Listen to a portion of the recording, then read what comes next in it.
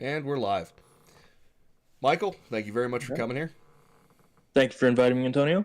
So I've been wanting to do this interview for a while. Now that you're out of the service, kind of want to give you a chance to tell your story, not only from training but also when you visited Korea, and just pick your brain about some of that stuff, man. All right, sounds good to me. So let's go ahead and just start off early on. So where'd you grow up, and where are you originally from? So originally, I'm from Ohio, but I'm a military child. When I was around, I'd say 5, 6, my dad joined the army as an engineer, and we moved over to Georgia. And from there, we went to Alaska, New York, and ended up in Washington, where I finished out high school and where I enlisted.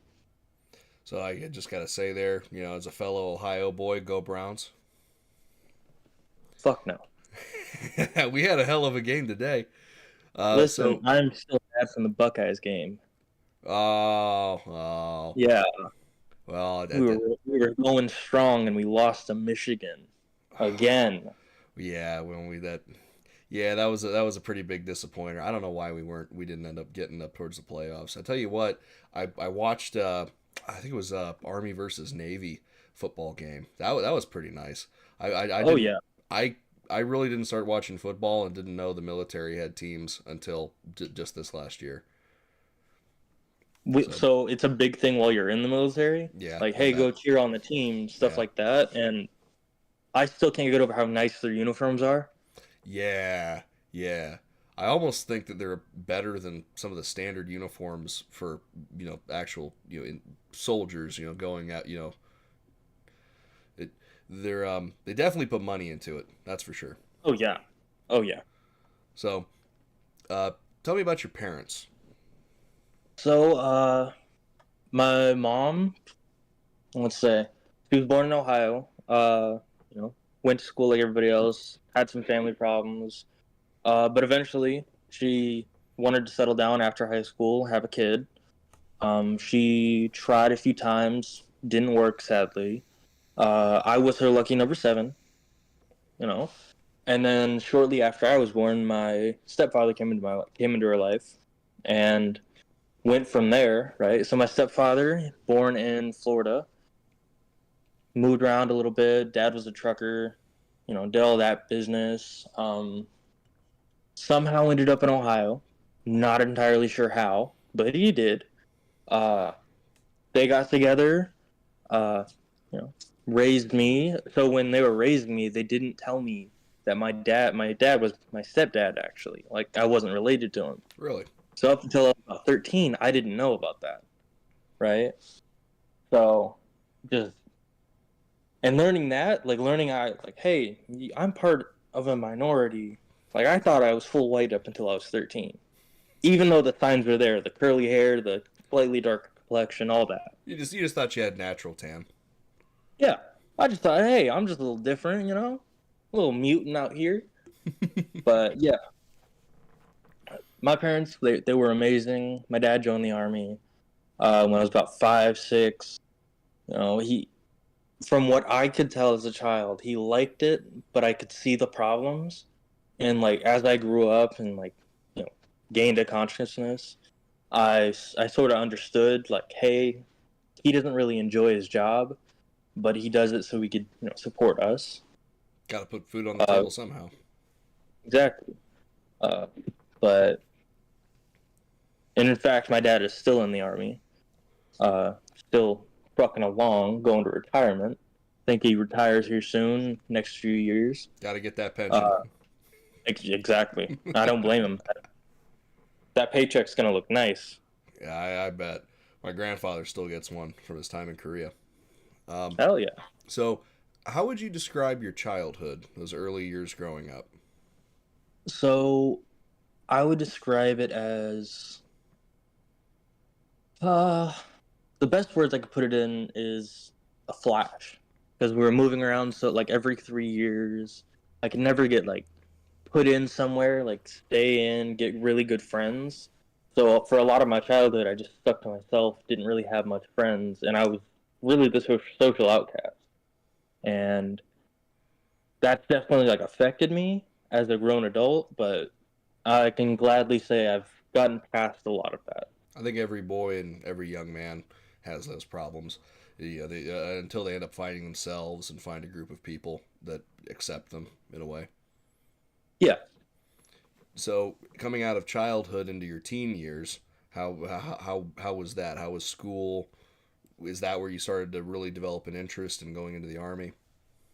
So so as soon as my dad joined the military, I instantly like got into that mindset. Hey, I want to do this because my dad's doing it. I want to be like dad. You know, your childhood hero is gonna be like one of them is gonna be your dad, unless like you have problems, Oh yeah, right? oh yeah. So I always looked up to my dad. I still do, and I wanted to be like him, right? So around I'd say 14, 15 ish, I like decided I was done with school. I didn't like the idea of school. You know, the rebellious teen stage. I hate school, Yeah, and I was yeah. like, I'm gonna go to the military. I don't want to go to college, right? So No mistakes there. I'd say around sophomore year. So we were in Washington at this point. Sophomore year, I was like, you know what? I'm gonna go military. I got into the JROTC because I thought it would like give me a leg up. Realistically, it didn't, but you know, it gave me a step through the door because it gave me connections to the like recruiters and stuff. But Do you think that kind of gave you better placement? Did you get the job that you wanted to going into the military because of that? so I wasn't very smart when I, went into the recruiter's office and decided to get the job because I didn't care what I got. I wanted to go infantry. I didn't really care. I drank the Kool-Aid, you could say, for going infantry. Go infantry or go home. Exactly. Even though my dad was an engineer and I was like, I want to be like my dad. I saw this commercial and I was like, "Oh, this is what I want to do. I want to go be on the ground, kicking doors and that stuff because it looks cool." Mind Yeah, you, I never actually did any of that. my I can relate pretty heavily to wanting to go do what Dad did. My father's been an environmental contractor and owned his own company for 30 plus years now. And growing up, I was like, oh, I want to do what Dad did, and I went into the environmental business, but I didn't end up. Solo contracting was not for me. Nobody wants to pay you, and the Right. what I ended up finding my niche was really working for other companies as an environmental technician, and Okay. I was able to apply a lot of what I learned from my father into my job field. And I'm sure growing up, with a father already in the army, that probably sets you up already kind of knowing what to expect when you got in. Right. So, getting into that, how old were you when you joined and what were your reasons for joining? I think we've already touched a little on that. So I was 17 when I signed the contract, uh, saying I was going to do 4 years in the army. Uh, it was April 24th of 2019. I was supposed to finish school, go and like wait a month, then go into the military, go training, everything. And my reasoning at that point was I don't really have any other options. My senior year, I kind of wasted it away because I was so dead set on going into the military. I didn't set up like any backup plans for myself. Okay. So, do you remember the day you walked into the recruiter's office? Can you describe that experience? So actually, the day I walked into the recruiter's office, I walked into the Marine recruiter office, and Really? I was, yeah. So for a while, I was gonna go Marine because Marine Corps is fucking badass. I'll give them that. They've Being in got the Army better 4 years is so badass. they've got better advertising, I will say that. Oh yes, It's and only I been, think this was the about the time when they came out with like the guys made out of sand coming up on the beach with the land cruiser thing. yeah, That was badass, and I saw it and I was like, I want to do that. Plus, their song is amazing. true. The only recently has the army started trying to make a push again for to like having good recruitment videos. The Yeah, most the recent one is them jumping out of the Huey. right. That So good. no, go ahead. I was gonna say just that style has been missing. I feel for the Army for a while. The hey, you want to fight kind of an attitude, because that's, and I think I'm sure we'll get into that later on. Seeing is that you having the fresh perspective of recruitment and seeing the modern day training. Actually, as we go through that, so what was your family's reaction to you enlisting? So my dad, as much as he didn't want to admit it, he didn't want me to do it because he knew he like experienced it. He knew what the army was gonna do, and my mom was mad at me. Of course, she didn't want her son to go off and do this stupid thing. But I think it just came from more. She's seen what it's done to my dad, and she didn't want to have me go through the same thing. Which, in the long run, I can understand now. But as a 17-year-old kid, I didn't really care. Like I didn't want to listen to my parents. I just wanted to do what I wanted to do, and that was it. When you say she saw what it did to your dad, can you elaborate a little bit? Like what exactly did she see that she was So against you joining? it really stressed out my dad. Like I think 2 or 3 deployments he went on, he just never came back the same. Like he's gotten better now, but it definitely at the time he was still there, and like you could see it. He was still there, experiencing it, Yeah, and talking with a lot of veterans, and with Joe in episode 1, that he I I have some insight into what that's like. And did, yeah, did he have would you say that your father had PTSD? I would say he did. I think it's gotten to the point where he's able to live with it now. Uh, he's never actually told me any stories about when he was over there, like a few, but they're kind of like funny, haha stories. But Yeah, other than that, he's never told me anything. yeah, that's kind of how my grandfather is. He loves to tell the funny haha stories, but the second you start asking him, what it was like, when the charges started happening and when they come up over the hill in Korea, he starts to shut down pretty quick. Is that kind of how it is with your father? Well, I personally don't know. I just know he never really wanted to tell us. Like he had videos of stuff and all that, and he would always like take us out of the room whenever he was showing those videos, like when he was in a firefight or anything like that. Hmm. But I just personally don't know. Hmm. And your mother was worried that that sort of a mental haze, if you will, would befall you if you joined. The mental haze.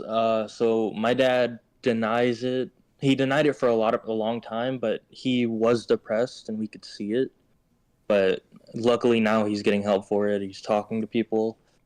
But he was just scared that the mindset that he was like forced into would be forced onto me, which I can fully understand that. And now I can see parts of it where like the army really depressed me a lot of the time, and I can see like coming back into civilian life, I don't have that like weight on my shoulders anymore. It's kind of been lifted, and more or less just yeah, she didn't want everything to just like come on to me like that because Okay, he was still young. It all hit him at once. I see. How old was your father when he joined? I want to say, let's see, two.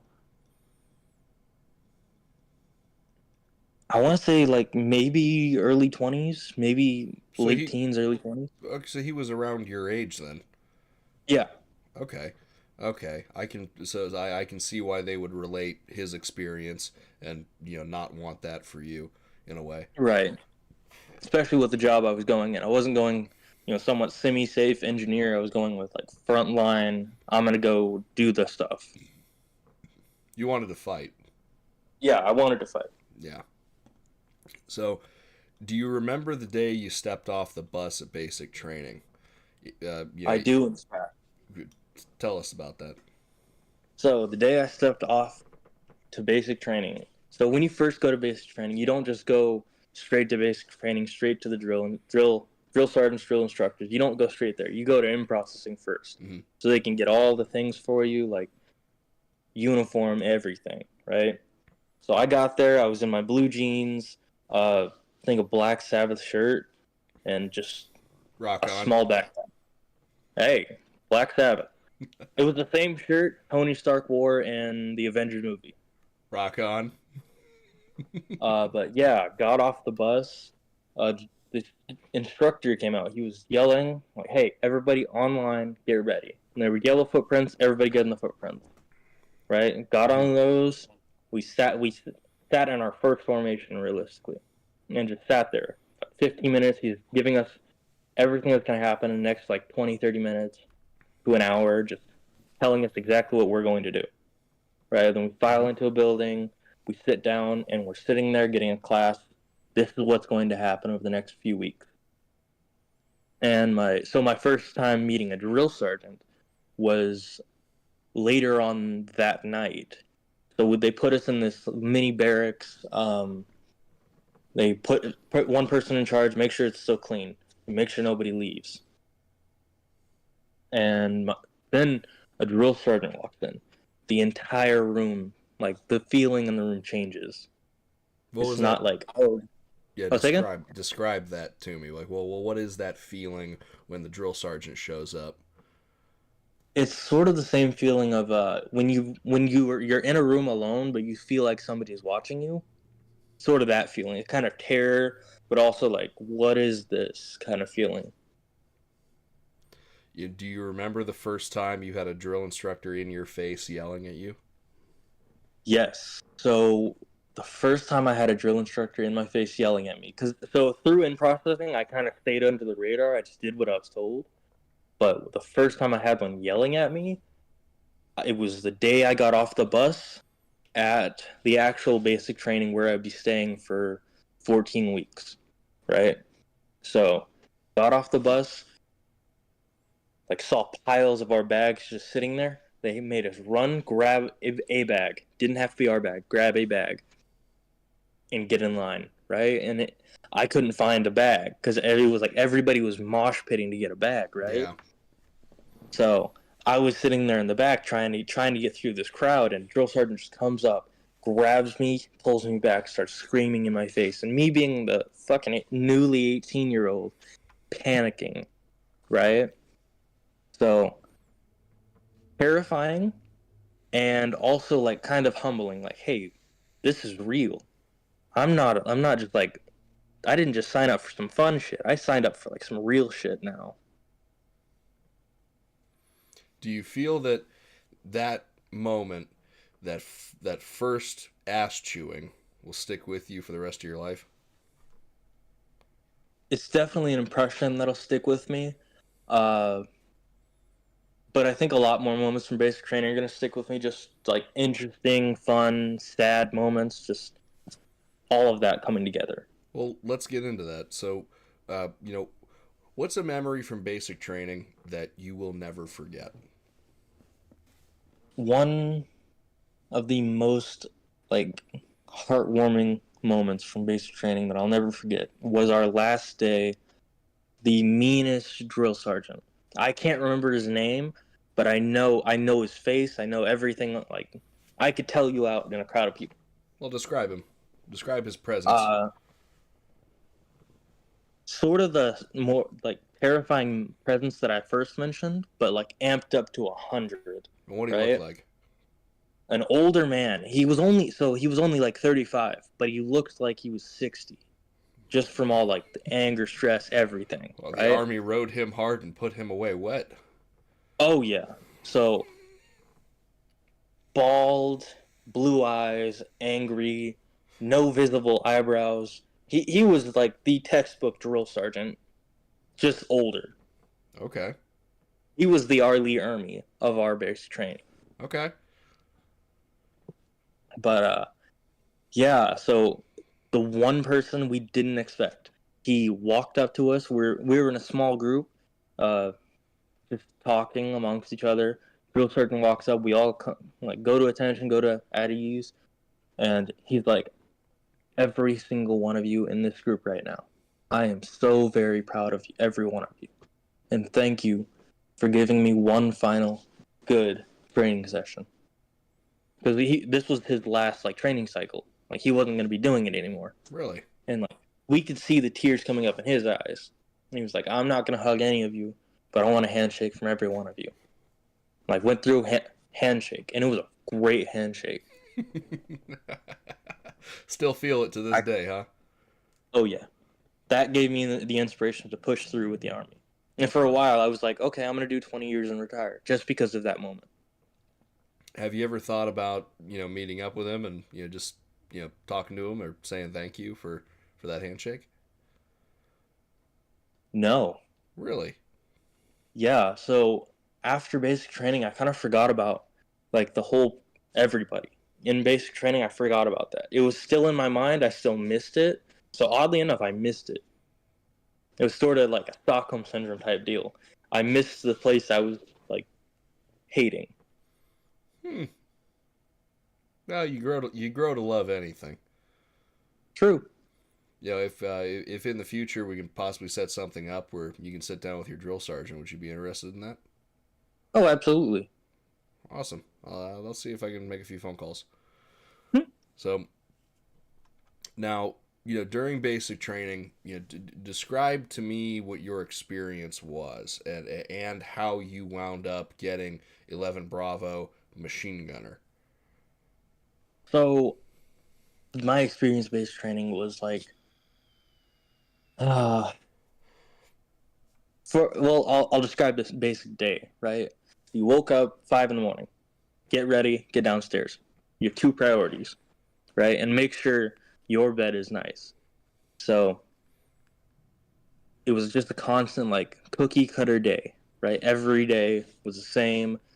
Sunday to Saturday, every day was the same, right? So you just kind of got into a rhythm of just doing the same thing over and over. And then every once in a while, you get a break. And you wouldn't know what to do with yourself on the break. So you just kind of sat there all day Mm-hmm. doing nothing or studying or doing something. So, And then what do you the think? process of Go go ahead. ahead. No. Go ahead. Go ahead. So the process of me getting machine gunner. So that's I was still infantryman. I was still like regular soldier. But the process of me getting machine gunner happened when I first got to my unit. Mm-hmm. I was, of course, I was really good at PT. Like I just got out of 14 weeks of just straight hard everything, and I was a really good runner. So they were like, "Hey, you could run with a heavy weapon. Let's give you the job." And I was a scrawny kid, right? Didn't have any muscle mass on me. I was there, and I think the run that really made them choose me was I ran an 11-minute 45-second 2 mile. Wow. That's impressive because my mile and a half when I tried out for Summit County Sheriffs, was 14 minutes and 37 seconds. Uh, so to run a 2 mile in 11 minutes, holy shit, you got some legs on you. That's what I'm You got saying. some legs on you. I wish I could run that now. I can't. Well, that the physical conditioning aspect of basic training. Let's touch on that a little bit.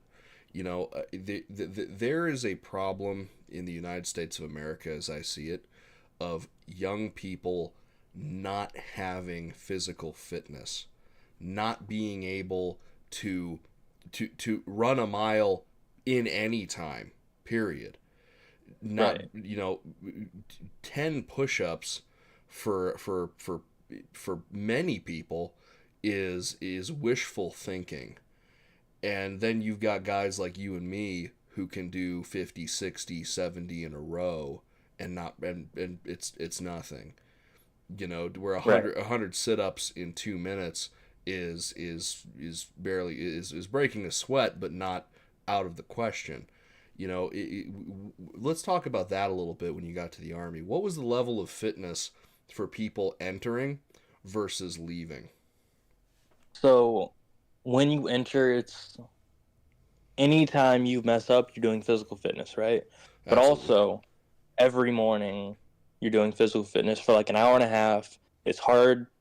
Like, yes, you do stretches to start to make sure you don't hurt yourself or anything like that, but it's hard conditioning workouts that all are meant just to get you ready for when you get to your unit, right?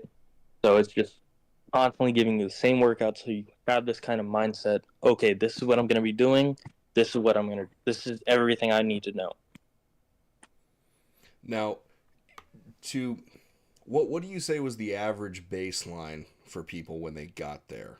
Like, if you had to sit, like, on a scale from Turbo Chad down to human blob, whereabouts do you think was the average recruit when, and what year was this? 2019. 20. So Good.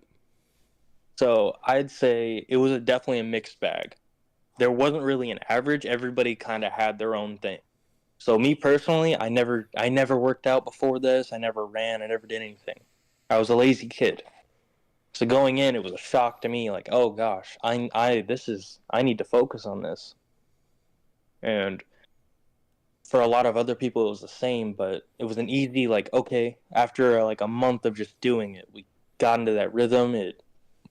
We were able to meld with it and then get better. Now, was there ever a point Yes. where it became easier for you, where the physical conditioning, you realized, you know what, I'm gonna embrace the next push up. I'm gonna run that extra that extra couple feet. I'm gonna go further because it's not as hard as I thought it was. Sorry about that. Can you repeat? Sorry, I was just saying, is there was there ever a point where you started to embrace the physical conditioning? Was there ever a point where you were like, you know what, this is going to build me up, so I'm going to do the extra push up. I'm gonna run the extra couple feet. I'm gonna go for it. So I'd say as soon as I got there, that hit me because I was like, I'm in no good shape to be where I want to be the soldier I want to become, right? So I'd say from the beginning, I came into that mindset like even though I was still trying to wane off of the lazy mindset. So every once in a while, I'd be lazy. I'd be like, oh, I'm not going to do this one. I'm not going to do the extra one. But then that little spurt of what am I doing now hit me, and I was like, okay, I'll do the extra one. I'll push as hard as I can. Now, going through basic training, what was it like the first time you got to handle a machine gun, and So which one was it? funny enough, in basic training, I didn't get to handle a machine gun. Really? I was separate by just chance. I had to help like load out the ammo, get it all set up so everybody could take it, and that just so happened to stop me from going on any of the machine guns. The first time I touched a machine gun is when I was assigned one in my unit. Okay. Describe that.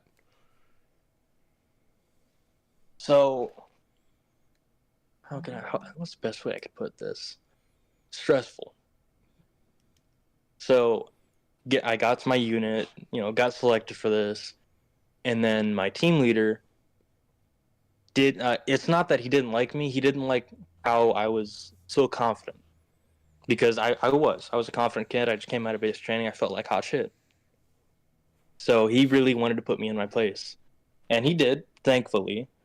Uh, and the first time I actually picked up the machine gun was actually the first time I got physical like training with it.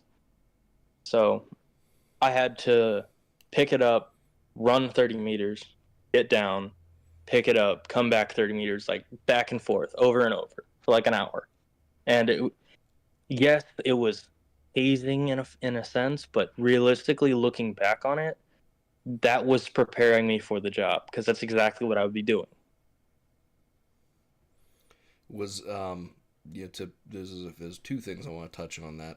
Um, yeah, just my own commentary on that. It reminds me of there's been a video floating around on YouTube of some soldiers. They're doing some sort of a training exercise, and one of them says, "I will never be mad at those Call of Duty motherfuckers ever again for being slow holding this big son of a bitch." And he does, he's like, you go run over here, lay down, bap bap bap bap bap. You know, describe the weight of picking that weapon up and having Your to first time move picking that. it up, it is a surprise because it looks a lot lighter than it is, Hmm. right? You look at it, you're like, okay, it's like 15, maybe 20 pounds. No, this is an almost 30-pound weapon. And just for just for reference, which machine gun are we talking about? The M240, I had both a Bravo and a Lima the times I was serving as a machine gunner. Okay,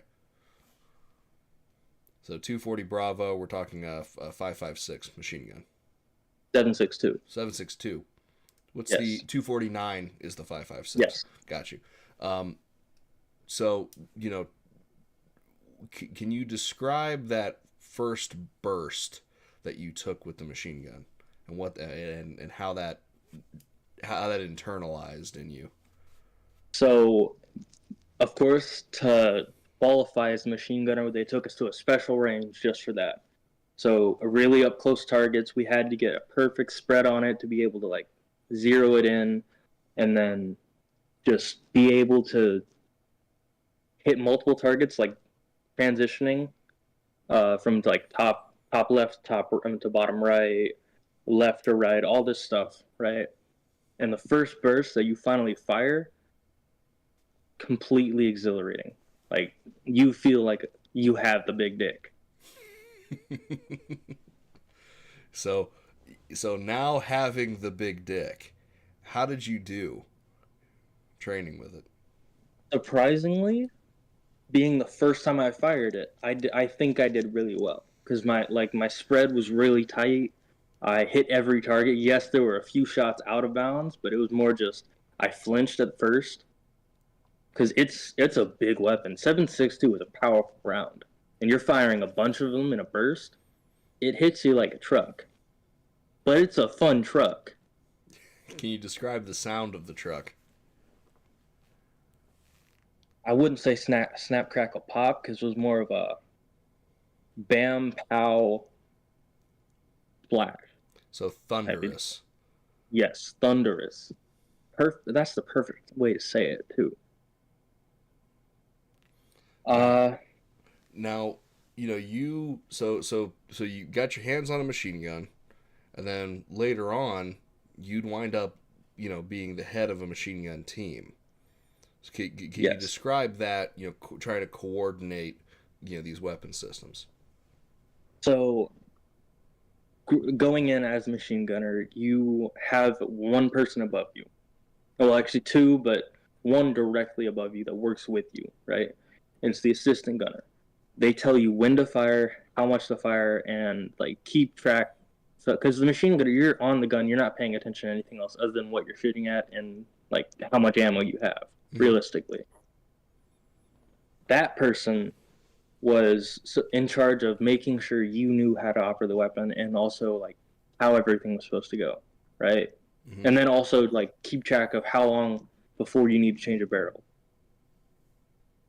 So going into that kind of position, I was kind of forced into it early, but I loved the machine gunner spot so much that I had trained myself everything to know about the weapon, textbook, right? So I had notebooks upon notebooks, just like handwritten notes of the exact textbook, just going on and on, Do you still have right? those? I have them somewhere. I'd have to find them. If you can find them, I'd like to put that up on screen if you're willing. I think it's in the shipping container, so once it gets here, I will give it to you. Alrighty, sounds good. Hopefully it's in time for when this video goes up. So Hopefully. If not, we can always post in a later date. sure. So now talking machine guns. Let's talk weapons. Let's talk ordnance. Let's talk equipment. What were you issued with when you went on your first deployment, as it were, when you arrived in Korea? What did you arrive on site knowing this is mine? So it was actually nothing given to me, right? Except for a random rifle because we ran out of room to ship everything. I had a random rifle and I had a pair of night vision goggles, So you were right? given an M4, a pair of nods, and told, "Here you go." Yep. Told here, keep track of this. We'll take it when we get there. Now, was it was a little off-putting, being given something that uh, you know, I don't want to say weren't used to, because obviously you trained with it in the past, but something that you didn't favor, because it sounds like you heavily favored holding on to that 240. So I did, but around that time I was transitioning from being a machine gunner, team leader to vehicle maintenance Okay. because it had just come up in time. Somebody else needed to fill the role. So, of those two positions, which do you feel was more difficult? Definitely vehicle maintenance Really? because I was going into it completely blind. I didn't know anything about the vehicles we were using other than how to get in and how to get out. So you focused all this time taking notes on the machine gun when you should have been figuring out how to change wheels. Yes. Uh-huh. My grandfather was in the 937th Ham, heavy automotive maintenance. And Ooh. yeah, so he would fix the tanks just north of Incheon, and then they would drive right back up to the front line. And Ooh. yeah, and being in Korea, the terrain, you know how far that is. For those of you who Mm-hmm. don't know, the Incheon is spitting distance from the border. So actually, let's touch on that. So, you know, when you got to Korea, what was the first thing you saw? What was that experience like when you first touched down and got a feel for that country? So, first experience was driving down, like riding in a bus down the highway, and then looking around like this feels like home. Like it feels a little different. Something's off about it, but it feels a lot like from where we just were. Hmm. And I personally wasn't expecting that. I was expecting like, oh, it's completely different. Something's gonna be like mind blowing here. Which the later on me being there, yes, I experienced that because a lot of the transit is mainly like train, and I wasn't used to that. I'd never ridden on a train before. Hmm. So, getting there, describe to me what it looked like when you arrived at base. Were you surprised at amenities? What kind of conditions were you living in Korea as a permanent stay? So we had one room, right, and it was two-person to a room, and then the bathroom was connected to another room, right, and I'd say not the highest of standards. It was pretty bad, but it was still good enough to live in. Studio apartment style, basically. Basically, Okay. What kind of dimensions were your quarters? Did you have a large room by your standards? And I'd say medium. a medium size. So we're talking what, maybe 15 by 12? Not even that. Like maybe 12 by 6. Really? Yeah, So you're living in close quarters with someone. So describe your experience living with a roommate on base. it was actually pretty nice because you have that person like, and they had to be in your squad, so it was kind of like, okay, if you're not showing a PT, they can say why, Okay. right? So I personally liked it. I liked my roommate. Uh, Caleb was a fun roommate to have. We both liked video games. We had that in common. Like we had our own little movie nights. We made a bunk bed out of the beds we weren't supposed to do, but we still did. Did you Bro, ever we took anybody these little paint rods out of like the little foam brushes and stuck it in between, and that's what we used to stabilize our bunk bed. uh when you had inspections come by to look at the room, what did they say about that? They actually liked it. They didn't complain about it because we were making the best of what we had. So they appreciated the ingenuity. Yes. Okay. Now, what was life like, on base in Korea? So for the first, I'd say month, we were confined to the base, and for the first 2 weeks of that, we were like, no alcohol. We're gonna track your purchases at the main shop. We just need you guys to focus on getting climatized here and getting everything ready. So, how would you describe an average day during that first month? Uh, you wake up normal 5:30 ish, get ready, go down, meet in the front courtyard, and then go do PT. Or on some days we didn't do PT. We're just like, okay, we have work to do today. We're gonna focus on that, right? And for the first like 2 weeks, it was kind of slow. Nothing really going on. Like nothing had gotten there to Korea yet for us to go work on. So it was more just have everything ready just in case something shows up, and then get the paperwork all squared away. So I was in the headquarters element, which we handled a lot of the paperwork, and being new to it, I was getting like shown the ropes of everything. Like here's where we're gonna put this, and then moving around offices and stuff like that. Okay. Now you say moving around offices. Did you have some sort of an office? What? So your position at this point was vehicle maintenance. So I was in charge of vehicle maintenance, but my job was gunner on the truck. So Gunner I on had a the 50. truck. You had the 50 cal at this point. Yes. Okay. Well, 50 cal or a Mark 19. Okay. So okay, we have to talk about both of this. So so let's take 50 cal first. All So right. stepping up from 240 Bravo to 50 cal M2.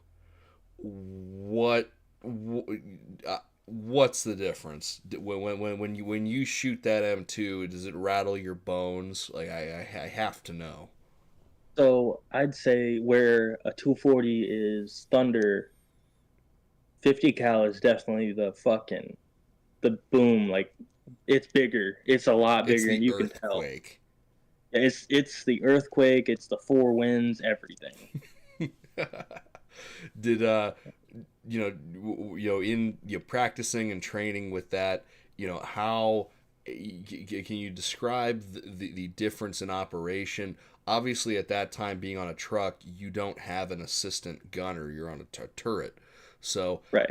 how you um, describe to me the team for the 240 Bravo, and then describe to me the aspects of reloading, engaging, utilizing the weapon with the M2 that's different between the two, It especially for was those who actually don't very know. similar. So the machine gun team with the 240 is a two-person team, of course, right? You have one person focusing, and then one person shooting, right? The team on the truck was a little different, but same kind of concept. You had one person driving, and then one person shooting, and like picking targets, saying, "Hey, go here," right? So same sort of basis. You'd use a lot of the same tactic, but you'd have to consider like, "Hey, I'm in a bigger thing now. I can't just go run up on that hill," right? Yeah, you're more stationary. You're more at the Yeah. whim of the driver as to where he's going to put you. So actually, I was in charge of putting the driver wherever Okay, I was supposed to be. so the gunner is actually so you see, because this is an aspect that I really want to kind of dive into. Between you and the driver, how would you communicate where you wanted him to move to, during your exercises? So of course we had a headset, and then Mm-hmm. we had an internal radio, and that's how we communicated. Uh, Basically, I would just, hey, I'd look out of, okay, there's a tree over there. There's a road leading right up. I want you just off to the left of that tree, in between the road and the tree. What was the longest burst that you ever gave it on the M2? 30 seconds. 30-second burst, and at a firing rate of what, 450, 500? I think so. I'm not sure. I wasn't really paying attention. I was shooting. But regardless, so you dumped 225 to 250 rounds downrange. What did that feel like? Just having that kind of firepower at your hands. Heaven and earth meeting each other. You had an ethereal experience. Oh yeah. So, of the two weapon systems, which one did you appreciate more? Oddly enough, I still appreciated the 240 more. because whenever you're handling it, that is yours. That's your baby. You handle that. The M2, you're its bitch. Oh. Like it's gonna handle you. So, going over to the Mark 19, you said, correct? Yes. So, Um. what So are the? you know how Go the ahead. grenade launcher during Vietnam was called the Thumper, right? Yep. Imagine that automatic. Well, and so what's the difference for those who've never experienced it between a machine gun to an automatic grenade launcher? You okay? How do I best describe this? I'd If say if the 240 is the Thunder and the M2 is the Earthquake, what's the Mark 19? the Mark 19 is definitely like the in between those two, because Really? it doesn't have the power, but it still has that kick. Like I wouldn't say that the M2 has. It's more the kick that the 240 has. But it's just thump thump thump thump instead of the bang pow. Now downrange, because every thump thump thump has a boom boom boom downrange. What's it like with that lag between firing to seeing the blast and hearing what you're doing way over there and seeing it? What kind of experience is that like? The calm before the storm. Like when you take a breath in before something's about to happen. Did you That's the ever best way I can describe that. did you ever go up close and like take a look at your impacts and just Sadly, no. I wish I could have, but anytime it hit something, you could tell. So we used chalk rounds during training, so it would just like pop and a blue smoke, just what was it like seeing those little puffs go up on the horizon? exhilarating. Like Now getting if out. if Sorry, go ahead. if I could best describe it, I think that's how a newborn parrot feels. Like proud. That kind of like just feeling hits you. Well, let me know what's a better experience when you have a kid. Eventually, I will. We'll I see. I gotta I find a person for that first. I think that weaponry has that zone pretty solid, but the kid might be a contender. So Maybe. stepping out of training with these weapons, when you went to the DMZ and you got to take a look at what a modern a modern Cold War looks like. You guys are in your static positions, sitting on that position. The enemy are holding theirs.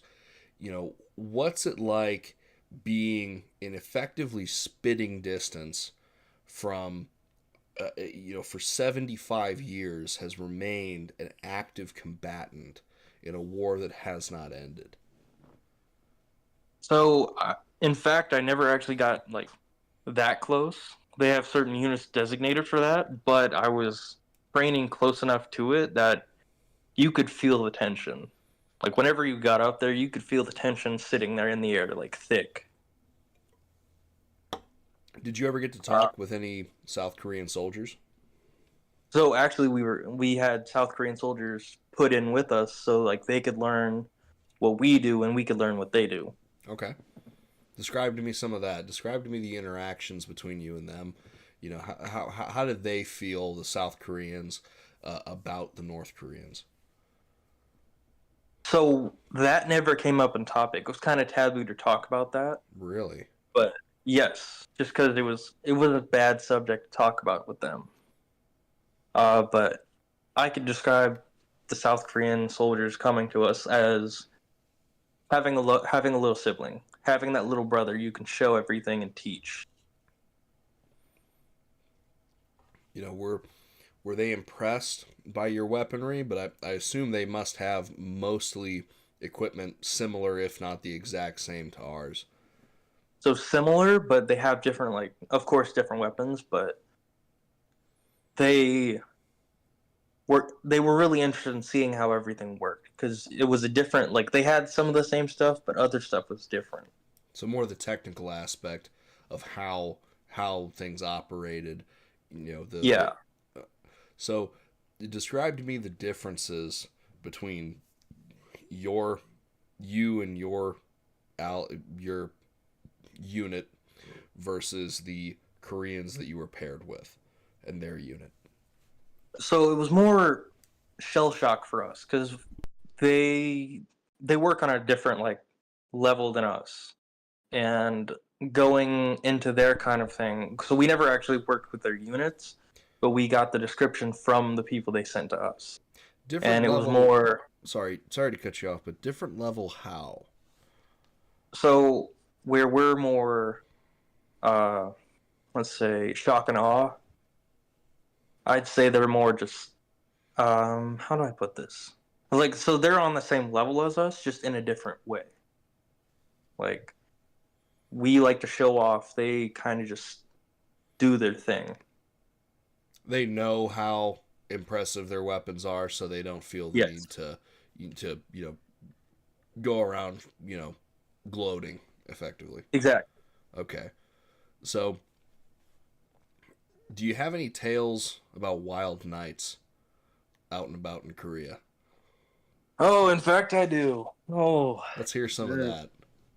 So, in fact, we had a curfew, right? And we didn't listen to the curfew a lot of the time. I'll be honest, we didn't. Won't put any names out there because I still have friends that are serving. They might get in trouble for it. But I'll say New Year's Eve. Oh, this is a fun story. So, New Year's Eve, we're out drinking in Hongdae, the international district where a lot of colleges are. Um, I meet this French girl and her siblings. And after a long night of drinking, I look over to my friend, hey, I'm going to go back to the hotel room. Leave, of course, with the three sisters. My Leave, boy. go to the hotel room, do the deed. Fun fact, my ex calls midway through. Oh God. Ex calls, and one of the girls picks up the phone. So all I hear is, yes, who is this? Oh, he's a little occupied right now. And then I grab the phone. Who is this? Oh, click, end the phone. Anyways, My go through boy. the motions. MJ, my boy. Go through the motions. My friend walks in because it's like been an hour at this point. My friend walks in. I usher him out. Right. Completely forget that they are in the room. Like, they belong to the room too, and they sleep in the front piece of the hotel. And I fell asleep, completely forgot until the next morning. Everybody comes in like, what the fuck, man? Slept in the lobby. And made our way back to basic. Completely fucking hungover. Wow. So you're in Korea and you nailed some French girls. Yeah. That's Didn't gotta expect it. It happened. it, United Nations they are. Yes. So, um, you talking on that line, not to go too deep on a tangent, but the Korean people as a whole. Did you have any Korean women? Did you ever mingle with the local populace?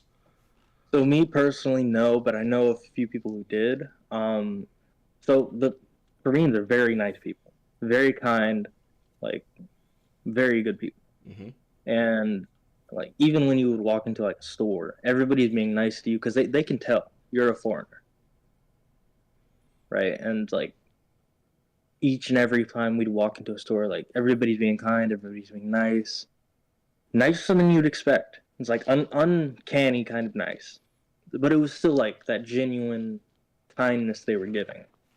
You say kindness, but was it more of a appreciation, respect kind of a way of were they did they kind of acknowledge that you're there to assist not only in the protection and defense of their nation, but in an effectively active conflict, did they ever say thank you for being here to you? So no. So there were a few problems with uh, us being there because the base we were at was their land and they wanted it back. So a lot of protests went on and stuff like that. But other than that, just, it was like we were regular people. They were trying to make us feel at home Well, because they knew we were away. We didn't have that with us. describe that. Tell because we don't hear about that going on over here in the United States. What was it? What happened? What kind of protests are we talking about? What were their slogans? If give us a little So more I insight on personally that. don't know anything about them. We were told not to get into any of it, stay out of it. Okay. Did that ever impact training or policy or anything on the base? Sometimes yes. Just really depended on what was going on. Sometimes it stopped us from going off base, stuff like that. Uh, I don't know if it ever interrupted training, but if it did, then usually everybody just stayed on base, didn't do anything, worked like a normal day. Now, kind of pulling back a little bit, being on base towards the end of your deployment to Korea, how is it different from when you started? Were you more used to being there? You had more leisure time? Describe to me how you felt. Were you sad to be on your way out? I was definitely sad to be on my way out because it had become my home away from home. Really, I'd learned the place. I learned a few things to say. Like it started feeling more like home than anything else. Are there any people that you keep in touch with back there? Yes, I still have the contacts for the soldier we worked with because he considered me a little brother because I treated him like a big brother all the time because he was older. He showed me how to do things outside of the military aspect, and I showed him how to do things inside. Now, you know, still having that contact with him, do you and him ever, touch base with each other to say, hey, hey, how you doing? Or, hey, you won't believe this, some cool shit that we got, lately. So no, actually, he's been busy with training, but every once in a while I'll get a message like, "Hey, how you doing?" Or I'll see on his Instagram story him going out and drinking, or him spending time with family, stuff like that. So fun fact: the Korean soldiers aren't allowed to drink. Really? Yes, because so I think it's 2 to 5 years mandatory service for them. So while they're doing that, they can't drink and do that stuff, which understandable. Uh, but yeah, I think he just got out. He started going to school, and he's just doing that stuff now. Now, do most of the, being that South Korea is, you know, compared to North Korea, so much more technologically advanced, economically advanced, educationally advanced. Do most South Koreans speak English? Did most of the soldiers that you were with speak English, or was he more assigned to you because he understood English? Like, I want to kind of touch on the language barrier that there might have been. So sometimes it came to be a struggle talking with him, but he understood a great amount of English. Um, Most of the people there kind of have some English as a second language. The closer to base you get, the more English you hear. The farther away, the more Korean you'll hear.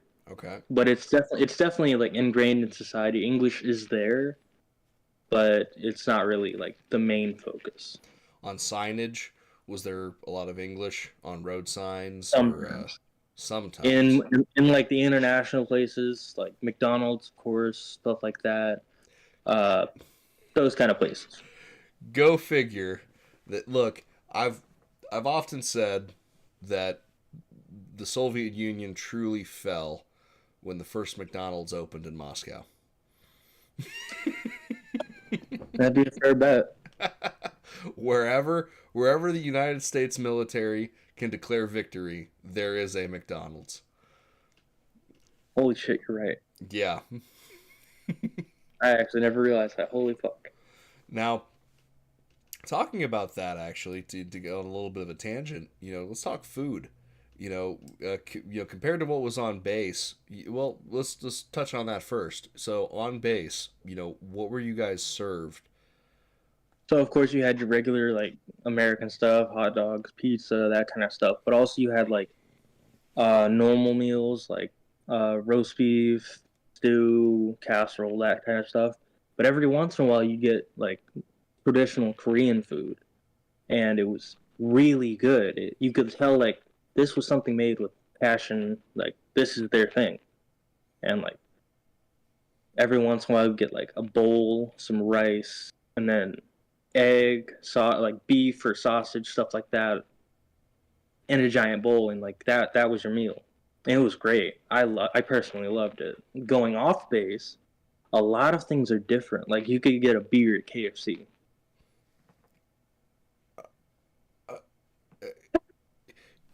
American KFCs, get on board here. Korean KFCs know what's up. Oh, I think I so still have a picture of it. Let me try to find it and send it to you. well, I can slide it in here at the end, or during editing. Describe to me some more of the differences. So they serve beer at KFC. All right. What now? Did McDonald's have Asian dishes on the menu? They had how do I put that? Asianized American dishes, and then also like strictly like Korean dishes. When you say Asianized American dishes, what do you mean? So like the American style, like it's say like it's a Big Mac, but it's in a Korean style Big Mac. Like it came in a tube, like a cardboard tube to keep it in shape. Everything looked exactly how it looked on a picture. Hmm. Like if you look at that picture that I just sent you, the fried chicken looks just like it looks in a picture, like up on the board.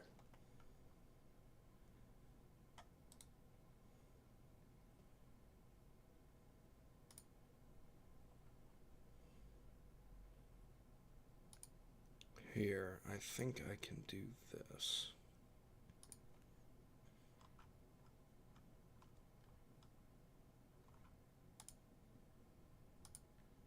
So, also, I gotta love the cups. Those are nice cups. Oh yeah, and they kept everything cold somehow. Like it was just a regular plastic cup, but everything stayed cold for longer. So, you know, talking about meals, talking about, the sort of food, what can you describe to me? So, did you and soldiers from your unit mostly eat at base? Did you order food more often? Did you go out to eat? What was kind of your meal life like when you were over in Korea? So normally, like breakfast and lunch, we ate on base at the yeah, I got some air in my lungs at the DFAC or we went to the commissary, got food, stuff like that, or and then like after work we could go off base and get other foods like Korean barbecue, hot pot, anything like that. So, so Korean food versus American food versus Koreanized American food. Of the three, what do you think was your preference while you were over there? Definitely the Korean food. Really? Yes, because a lot of it you got to cook yourself at the table, Ah, unless like okay. unless it was like a restaurant you sat down, they brought out the food. More like a self-done hibachi almost. Yeah. So one of our favorite places to go was Korean barbecue, and they let you make your own ramen with it. Really? Like that, you went up, they had a whole stand for it, and these amazing little things. Like they pumped out hot water into your ramen, like the correct amount every time. perfectly made, good to go.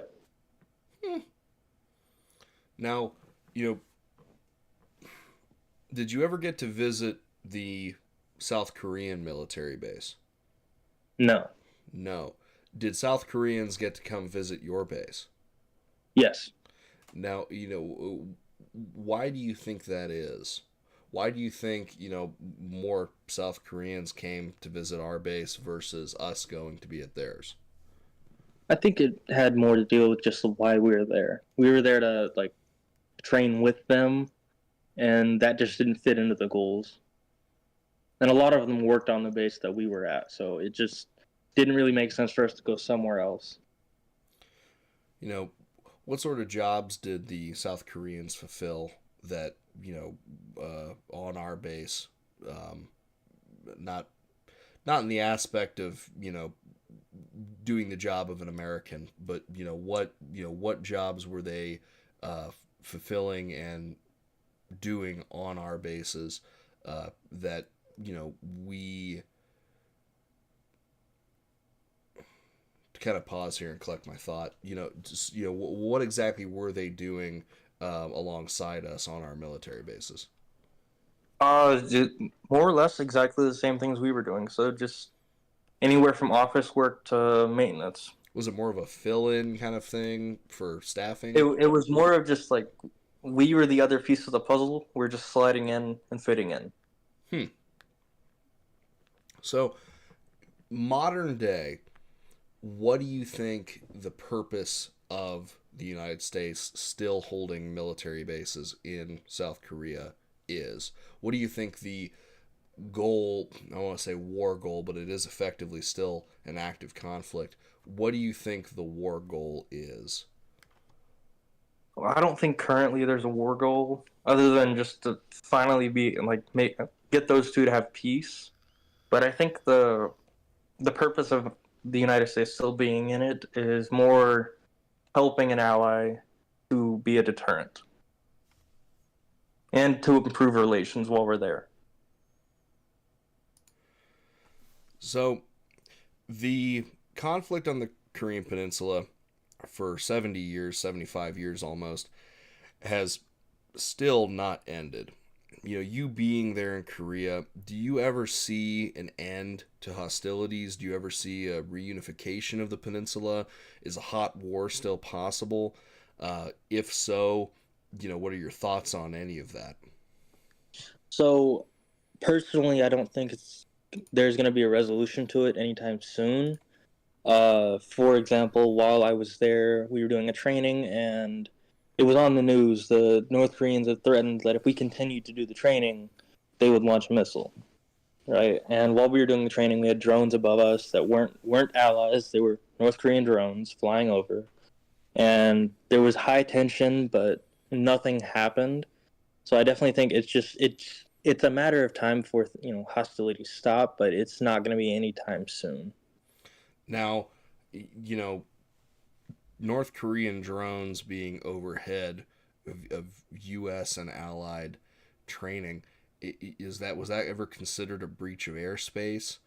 Did you ever take shots at those drones? What the because to me that could almost be, for many people, listening who aren't in the know, who aren't maybe not used to that kind of news coming out, you know um, could that be a potential flashpoint for things to spark off again and hostilities to resume? So it definitely could be. It was a stressor while we were doing the training, but of course we had Allied air, like like going with it, making sure it wasn't going to do anything. So that made us feel better. But it was definitely a hot subject, like just in the moment. Like, it didn't feel like anything was going to happen, but there was definitely that feeling like something might happen. Now, um, in my own research, not only for this interview but in the past, one of the things I've noticed between North and South Korea is the population gap is within the next 5 to 10 years is shrinking, and the manpower that North Korea possesses, and on a very consistent level will continue to possess. South Korea's birth rates are dropping, the population's getting older. You know, seeing as the manpower requirements for modern warfare have not decreased since the Second World War, since the Korean War. At the current moment, South Korea possesses a manpower advantage on people it can call up. It also possesses the technological advantage. Do you think if war were to once again resume, obviously with the United States involvement and it only being South Korea, there would likely be little, if anything, the North Korean regime could do against a joint South Korean and U.S. force advancing on Pyongyang. But let's, for a moment, the two major backers of both the North and the South, China, United States, to an extent, I feel it sort of levels the playing field, although the technological advantage still lies within South Korea and the United States by extension. Should a conflict resume, what do you think the initial impact would be, and what do you think the fallout would be from resumed conflict on the Korean Peninsula? So even though the technological biases towards the Allies, I truly believe it. The initial thing is going to be very bloody, very tragic, and then the events after are definitely going to be like trying to get everything back to where it was or to where it needs to be. Now, that would be if a conflict were to resume in the immediate future, correct? Yes. In the long term future, as United States interests in South Korea slowly begin to wane, the potential for us to get involved in many of our Eastern and East Asian allies, be it threats against Taiwan, for example, or threats against Japan from China. As those start to become less and less of a possibility for the United States to gain involvement in let's say a decade, 2 decades down the road, when the manpower is effectively equal, still given the technological advantage to the South Koreans.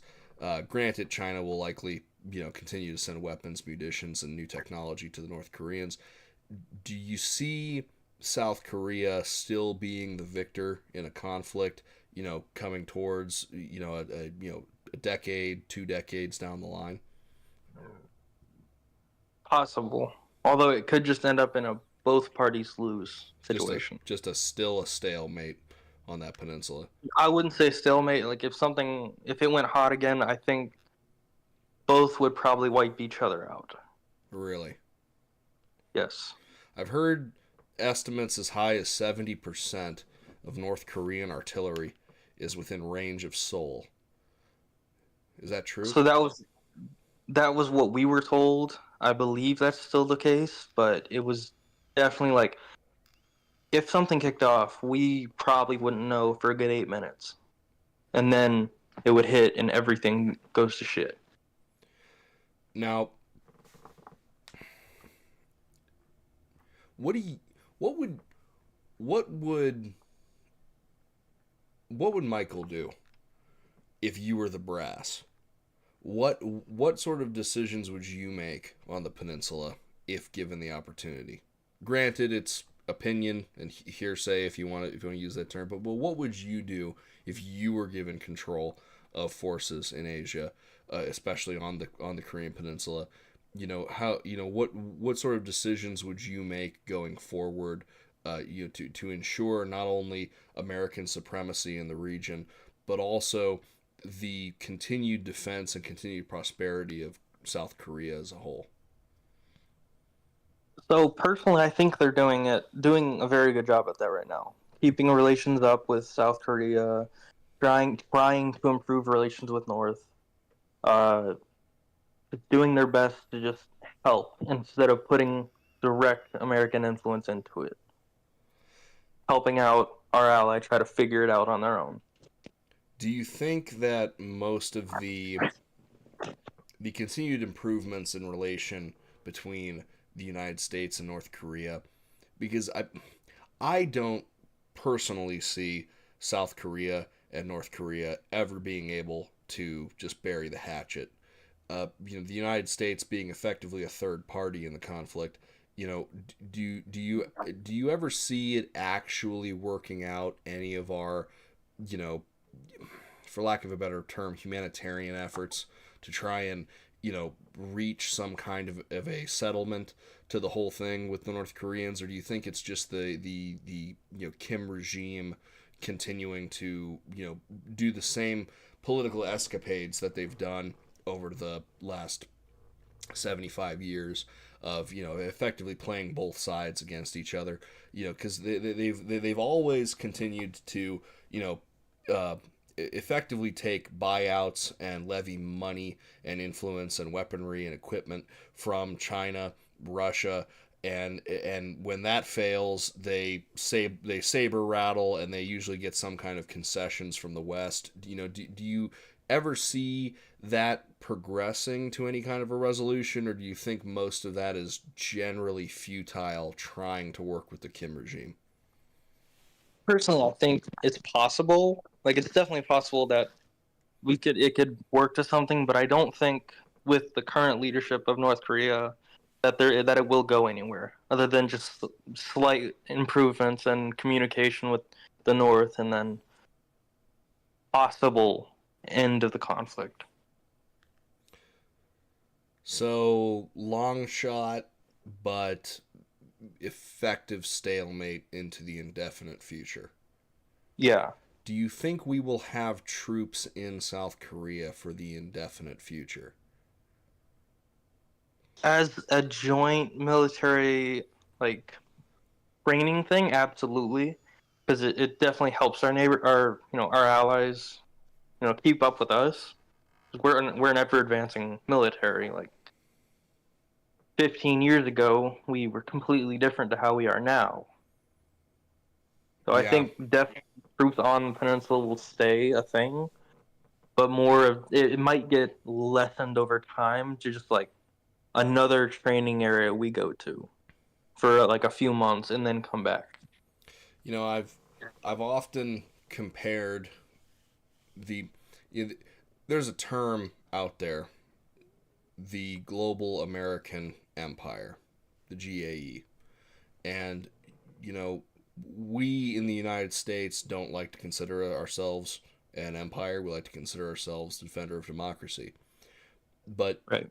what is our continued involvement in South Korea's conflict with North Korea, if not us effectively trying to continue to assert our power in that sphere of influence? Because the if we were to pull out, the only ally of North Korea being China, that would swing the conflict drastically in the other direction against South Korea.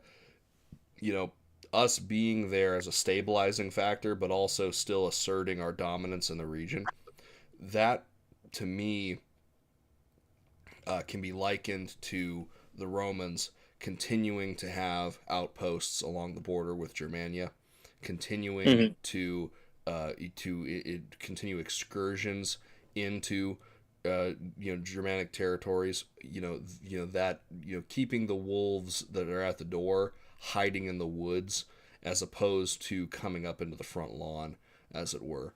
Do you relate that in a sense? Do you understand where I'm kind of going with that analogy? Yeah, so I can definitely see that. It could be problematic. You're not always going to be able to keep the wolves out, of course, right? But it's definitely a good deterrent to aim for because it has stabilized a lot of things in the region. Yes, it's caused problems, but it also has met a lot of the other problems head on. you know, Being closest to our, the rising competitor to the United States in and of China, I almost don't even want to call them a competitor. The problem is the thing is most of the technology that they have is stolen from us. It's not even the good shit that they stole. Um, Yeah. you know, the one of the big impacts in Asia in the future is going to be a conflict over Taiwan, whether or not the United States will step in. Being that close, and understanding that we haven't really talked about, the elephant in the room, as it were, being that close, to China, being with one of their only allies in that region, do you see a conflict between the United States and China as a foregone conclusion? That inevitably we will be stepping into a conflict with them? Do you see it on the horizon? Um, if so, what kind of, um, how big of a piece in that war game puzzle is the Korean Peninsula going to play? So yes, I see it as inevitable, but at the same time, it's easily course corrected because relations with China are decent right now. Like they have been improving over the past few years, so it's possible that a conflict could arise, but there's definitely things in place to keep that from happening. And on the sense of the Korean Peninsula, yes, I do believe that'd be a big piece in the play because that's our closest stepping stone to China, and it would definitely like be a big fight if something broke out. That would be one of the main pieces. Geopolitically, how do you see the stability of the region? Because there are very few wars from a matter of fact, I think I stand to be corrected, but the Korean War is the only war to last as long as it has without a declaration of peace between both parties, not only in human history but also lasting from the 20th century into the 21st. You know, granted 70-ish years of peace, 75 in some cases depending on how people want to count. um, 3/4 of a century of time. How stable is that region and the peninsula more directly? So I'd say it's very stable, like in a sense coming from not not a lot of like how do I put this drastic things are happening. Like it's very calm, very peaceful. So Like yes, there's the tension, but there's also a lot of just calm, peace, just calmness. so even with North Korea being at the door, the South Koreans continue on with their lives. Yes. Good, good. So, to sort of, to begin coming to a conclusion, uh, you know, one of the things I wanted to get into is, you know, how, how has your time serving affected your time now transitioning into being a civilian again? It's it's made it kind of hard because I went from a clear schedule every day of what I was going to do. Like, yes, it was kind of jumbled. I didn't really know what I was going to do after, like, the morning, but it was somewhat of a cookie cutter thing I could follow. And losing that has definitely been hard. I don't have a system I can follow. I don't have, like, a schedule set for me. I'm having to figure that out on my own. And it has gotten to me mentally a few times, just like not having people there that I'm going to see every day that I gonna sleep, eat, do everything with. So it's been hard, but definitely looking at the resources I have, the VA, all that kind of stuff. It's been helpful. That regimented routine. We sort of touched on that earlier. How coming from a semi chaotic child and teen years, moving around, being an army brat, as you put it, how that routine, that structure that the military gave you really seemed to be a benefit. Um, you know, It was both a benefit and a detriment.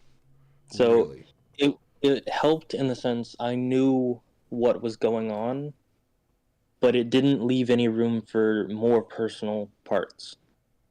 So I struggle with a lot of making time for myself now. Do you find yourself sort of, wishing or maybe not wishing, but searching for the personal time, more trying to discover who you are without the military?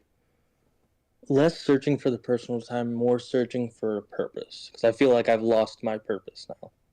Hmm. And we've had talks over the years where you didn't really know what your purpose was, and I completely understand that now. Yeah. It. I'm a firm believer that every man, be them a young adult or a boy, at some point has a effectively a crisis of identity, of Yeah. who they are and what they're going to do versus what they want to do. And a Right. lot of times, many young men in the United States, find themselves in a turmoil, an internal turmoil of identity and necessity, because the way the economy is structured in the West, you have to work, you have to earn some kind of money. There's no such thing as the guy bagging groceries at Mark's or at Giant Eagle doesn't want to bag groceries at Mark's or Giant Eagle. He doesn't want to be there. I'm a firm believer that nobody wants to work. Everybody Right. has to have a job, though. Now, when I say job, everybody has to have something that occupies their time. Idle hands have often been called the devil's plaything, but an idle mind, it can dig a hole in one's psyche faster than any drilling equipment I've ever been around, than any kind of excavation equipment. The stationary aspect of the human male mind that can really shake one's ability to can shake your ability to rationalize and consider your own future, and can put a lot of onus on, well, maybe I should have done something different.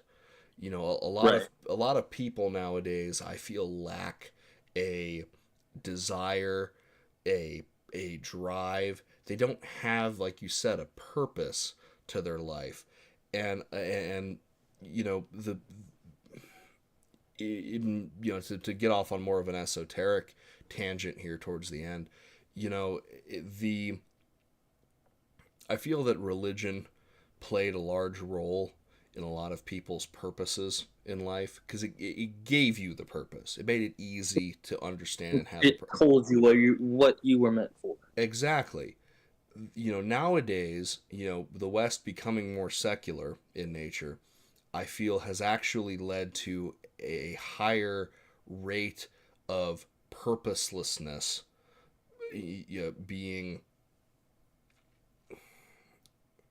less people understand what they want to do and what they can do on their own, and more people would rather be told what to do and be Right. given a directive, be given some kind of orders. Most people generally are followers. And the military mirrors human society in general. Most people follow orders. There's a very small percentage of people up at the top that give orders and come up with plans, and then it's the vast swath of people underneath that execute those commands. Now, a lot of those people bitch the whole time executing those commands, but they still do it because they'd rather Right. be the one doing it versus having to come up with the plan. You know, Right. And in people's personal lives, I find that a lot of people, the structure that the military gave them, the regimented lifestyle of being told what you're going to do, and you don't have to think about it because it's already been done for you. I actually think it was the brother on Malcolm in the Middle who went to boot camp, and he said it all just made sense when I realized that I don't have to think. I just do what you tell me to do, and everything's going to be all right. And so many people nowadays would they want that. They want to. There's so much choice, as it were. There's so much choice. You know, I just went to the store today. There's 15 different types of milk. There's a dozen different brands of eggs. There's 30 different types of syrup. But yet I only have two political parties. Right. There's an illusion of choice, but the problem is that illusion of choice, I feel, doesn't necessarily translate into civilian life when it comes to jobs, when it comes to your prosperity. To kind of have a back and forth on this, do you feel that a lot of soldiers, both now and in the past, coming out of the United States military or militaries in general, have often struggled with the ability to transition back to a lifestyle that's not directed for them and that's not constructed by people that they know are always going to be there and that will always continue to guide them?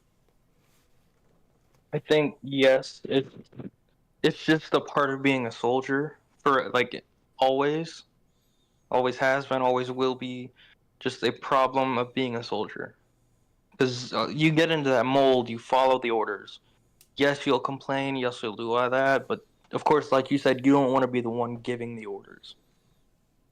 I think a lot And of that, sorry to cut you off, but I think a lot of that is people's unwillingness to accept responsibility for the decisions that they make. either unwilling or somebody not wanting to bear that responsibility, Oh, which absolutely. is something I can relate to. I never wanted to be in charge of somebody. I always wanted somebody to be in charge of me, so I can just do what I'm good at, following that order. Working in industries, working in corporate America, has shown me that even the people who are higher up, the head supervisors, the actual managers, would shove decisions down onto me as a manager in training in order to effectively scapegoat themselves. Oh, well, I Right. didn't make that call. He made that call.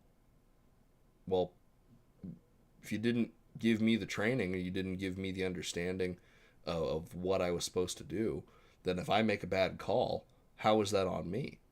And a lot of people find themselves in those positions just on a daily, in very basic things in their life, having to make a decision, whether it's, for some people it might be as simple as where they want to go, find some food, with their significant other.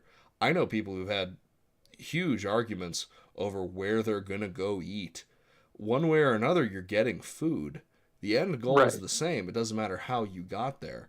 And I feel that the military, one of the greatest aspects is that it takes the decision making onus from the individual, and it alleviates that stress from their shoulders of having to make hard decisions in life. And I feel that a Right. lot It of gives you the simplicity of living. exactly that I couldn't have put that better. The simplicity of living is no more prevalent than in the military itself. So, continuing on to that, you know, kind of continue to wind things down a little bit. Great name for this episode: simplicity of living. Well, is there anything you'd like to say to your descendants or others who would like to join the army in the future? So Is there if, anything that if you could? you if you really want to do it, nothing can stop you. So do it. Go through it, give it time, give it a chance. And if you don't like it, you can always get out. That's fine. There's nothing wrong with trying. And that's what I would always tell the people under me, like my soldiers, or people coming in. You may not like it. Give it a try. Like, give it time. You'll find parts of it that you do like. Like, I didn't personally like being in the military, but I have a lot of good memories that I wouldn't give up, that I couldn't have gotten without the military. One of those memories that we didn't get to touch on, and that I wanted to ask you, the first time you had a Ah, cigar. first time I had a cigar. So we had finished our uh, time in the training area. We had come back. We were getting ready to go home, prepping everything, and it was the night before we left. My team leader calls me over. He's like, "Hey, you did a great job. Share this cigar with me." Mind you, I had never had a cigar before, nor had I had actually this training rotation was when I picked up smoking. I had a pack 100 Pall Malls. That's what got me through. Absolutely horrible now. I realized my mistake. Should have just gone with the Marlboros. Anyways, so he hands it over to me. He's like, "It's already lit. Go ahead and have a few puffs." Me not knowing how to smoke it, I thought, "Oh, smoke it like a cigarette." Took it, breathed it in like a cigarette, chiefed it, and passed out right there. Yep. Oh, it was bad. They thought I was dead. And when I woke up, I was like, "That was fucking amazing. Yeah, Let me get another one." one thing they often say about smoking cigars: puff, don't inhale. Yes. Fun fact, I can now inhale a cigar just like a cigarette. Yeah, Just fine. yeah. I don't know if that's good or bad. I can do the same Neither thing. do I, but it's there. That's a skill I have now. Well, Like, it sucks, but I can do it. um, uh, my uncle, his father, lived to be 98 years old, and he would always have 98 or 92. I think it was 90. It might have been 92. But he lived 92 years having a cigar and a Manhattan for his Ooh. lunch every day. Every day, come lunch, he would have a cigar and a Manhattan. And he made it as long as he did. So I'm sure that skill How set, much you want to bet that was a Cuban cigar, too? it probably would have been.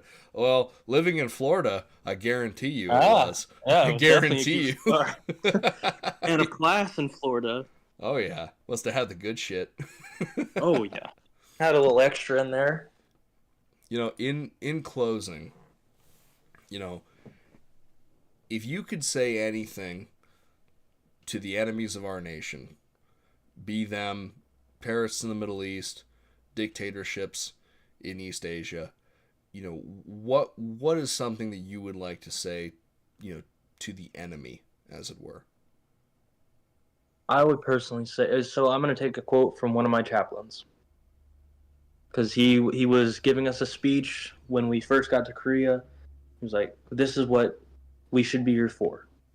We are soldiers. We don't want to fight, but if we have to, we will." Like, there was a quote from somebody. Soldiers are the only people hoping for no war, because they have to do it. That's what they have to go do. So we hope for peace, but we know inevitably there is going to be war. I'm reminded of a Japanese proverb. Uh, it's better to be a warrior in a garden than a gardener in a war. Precisely correct. Well, that being said, Michael, thank you very much for coming on and having this interview with me. It was very insightful to our position in the East, and from your experience, hearing what it was like with the equipment and all the fun times that you had over there. I think in the future we'll definitely have to do a part two and talk a little more about smaller instances of the whens, the wheres, and the good times. I'm absolutely okay with that. Thank you for having me, Antonio. Thank you, audience, for listening in on my ranting, but I hope this brought some light on any questions you may have had. Have a good night, buddy. You too, bud.